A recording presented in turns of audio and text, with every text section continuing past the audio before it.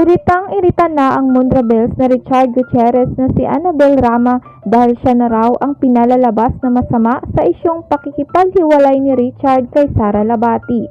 Sa kanyang Instagram post, hindi na nakatiis si Annabel at tinalakan ang mga nang-iintriga sa kanya.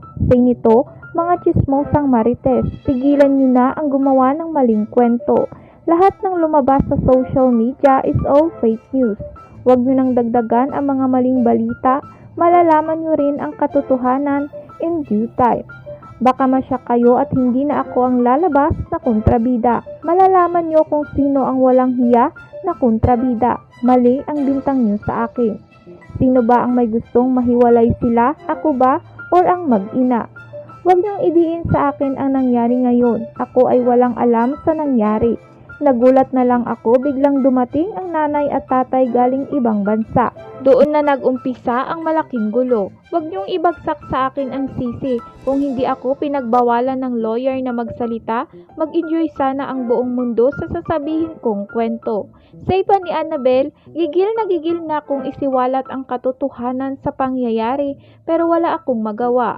Abangan ang susunod na kabanata. Basta ako ayoko silang maghiwalay dahil mahal ko ang mga apo ko. Dagdag pa ni Annabel. Samantalang pinayuhan naman ng ilang netizens si Sara Labati na palitan na ang kanyang biyanan. Ito'y matapos magsalita ni Annabel Rama at inamin na mahigit isang buwan nang nasa kanyang poder si Richard Gutierrez.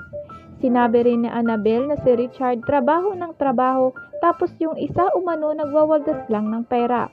Wala namang naging reaksyon o komento si Sara Labati.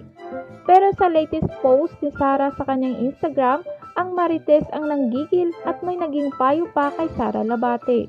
Say ng mga netizens, "Mami, palitan mo na biyanan mo. Ganyang ugali, pinapalitan yan. Grabe, natiis mo yung biyanan mo ng 11 years. Hanga ako sa'yo.